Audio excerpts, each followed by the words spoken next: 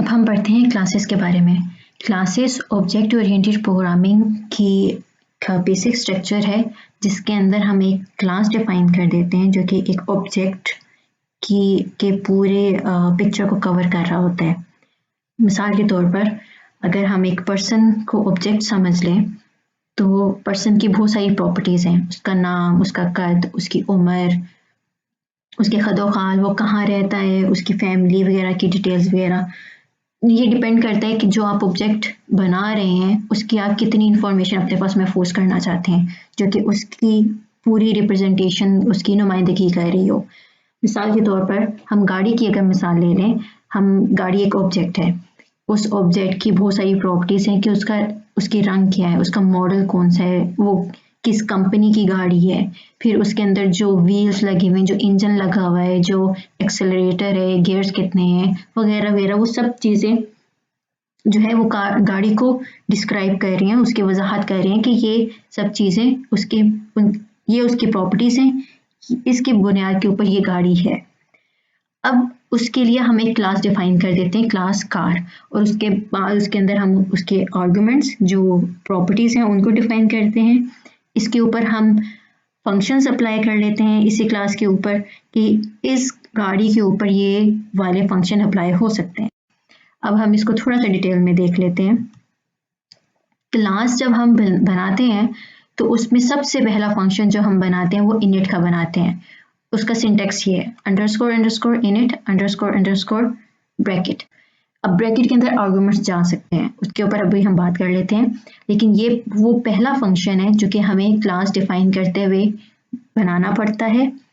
और जब भी हम ऑब्जेक्ट बना लेंगे क्लास पूरी डिफाइन कर लेने के बाद, तो जैसे ही ऑब्जेक्ट हम इसका बनाते हैं क्लास का, तो ये वाला फंक्शन उसी वक्त कॉल हो जाता है। इसके अंदर जो हमने इनिशियलाइज करवाए हुए होते हैं, जो कदरें हमने यहाँ पर दी हुई होती हैं, वो ऑटोमेटिकली उस वेरिएबल में आ जाती है, उसमें स्टोर हो जाती हैं। अब यहाँ पर हम जितने चाहे मर्जी उस क्लास की आर्ग्यूमेंट्स डिफाइन कर सकते हैं, उसके प्रॉपर्टीज डिफाइन कर सकते हैं, इसकी कोई लिमिट नहीं है।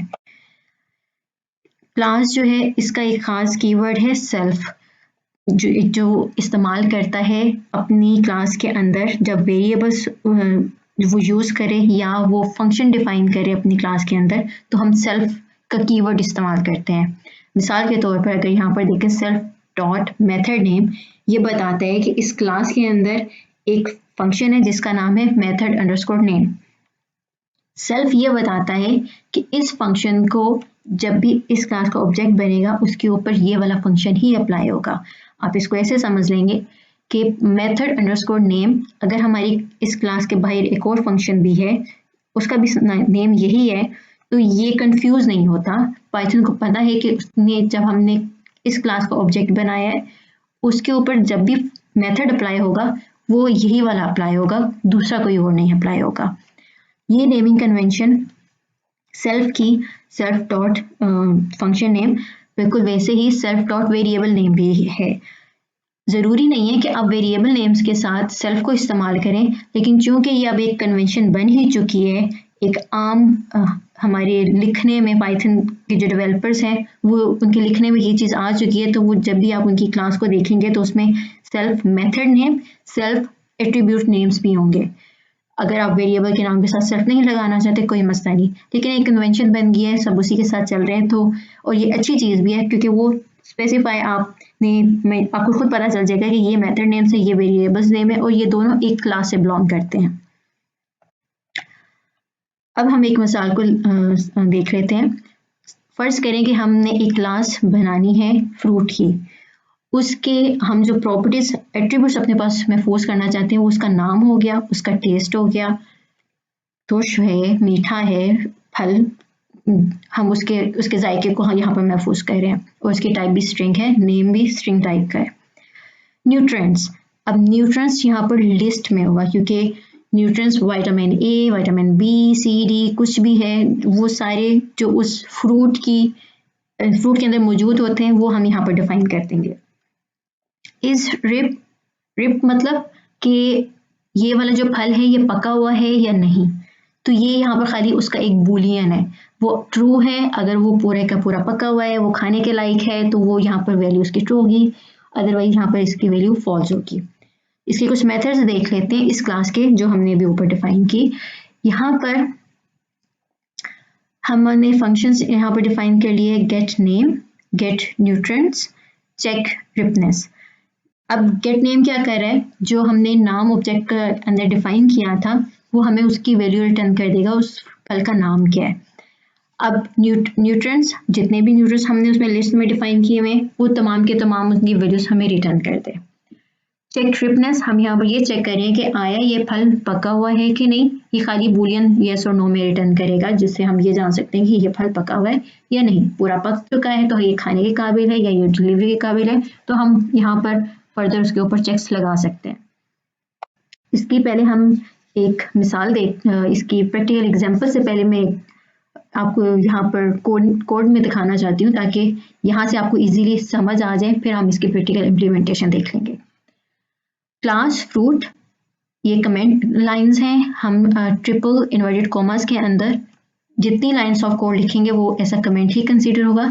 ये वो डिस्क्रिप्शन है जो कि बताता है कि ये क्लास आप क्यों बना रहे हैं, उसका पर्पस क्या है।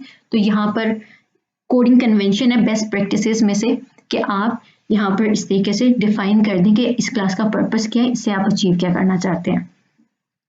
सबसे पहला फंक्शन हमारा इनिट का आ गया, उसमें पहला आर्ग्यूमेंट हमेशा सेल्फ का होगा। उसके आगे के आर्ग्यूमेंट्स हम डिफाइन कर सकते हैं जो हम पार्स करना चाहते हैं जब हम वेरिएबल को क्रिएट करेंगे।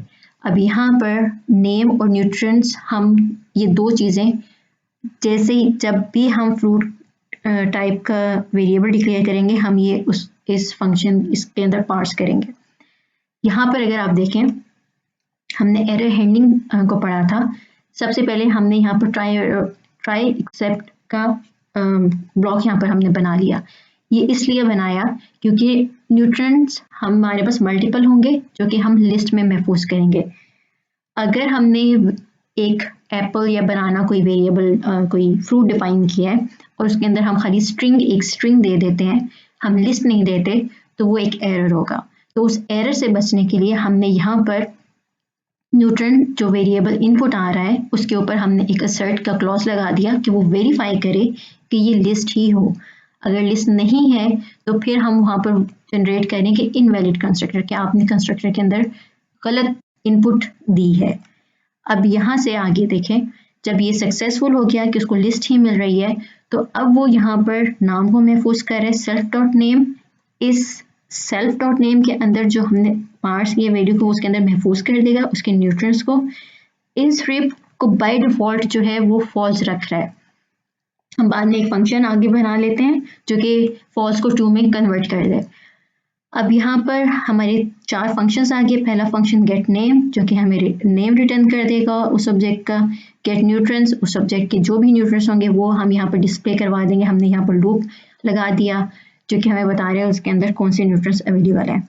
चेक रिपनेस, ये खाली यहाँ से हमें रिटर्न करे कि आया फल पका हुआ है कि नहीं। और यहाँ पर हम राइपन फ्रूट का हम यहाँ पर स्टेट चेंज कर रहे हैं। यहाँ ये फंक्शन जिस ऑब्जेक्ट के साथ कॉल होगा अगर उसकी वैल्यू फॉल्स है तो उसको कन्वर्ट करके ट्रू में बदल देगा। यहाँ पर अगर आप देखें एप्पल हमारा वेरिएबल हो गया जिसकी टाइप फ्रूट है। फ्रूट हमारी क्लास है जिसके अंदर हम 2 आर्ग्यूमेंट्स पास कर रहे हैं, एप्पल और आगे लिस्ट ऑफ विटामिन्स जो उसके अंदर अवेलेबल है। बनाना हमने एक और वेरिएबल डिफाइन किया। फ्रूट उसकी क्लास टाइप का फ्रूट है, फ्रूट उसकी क्लास टाइप फ्रूट है बनाना, और हमने उसके अंदर न्यूट्रिशंस पास कर दिया। अब हम इसके प्रैक्टिकल एग्जांपल देखते हैं। यहाँ पर सेम वही हमने क्लॉज लिखा हुआ है क्लास को। यहाँ पर हमारे दोनों एप्पल एंड बनाना वेरिएबल्स बन गए। यहाँ पर हम देख लेते हैं बनाना डॉट गेट न्यूट्रिएंट्स, हमारे पास वो पॉसिबल जो उसके न्यूट्रिएंट्स हमने महफूज किए थे हमारे पास वो अपीयर हो रहे हैं। हम यहाँ पर एप्पल के देख सकते हैं। अब यहाँ पर अगर आप एप्पल की रिपनेस को चेक करें वो बाय डिफॉल्ट फॉल्स थी। अब एप्पल के अगेंस्ट में राइपन फ्रूट का फंक्शन कॉल करूंगी जो कि एप्पल के अगेंस्ट जो इस रिपनेस की वैल्यू पड़ी हुई है वो उसको ट्रू में कन्वर्ट कर देगा।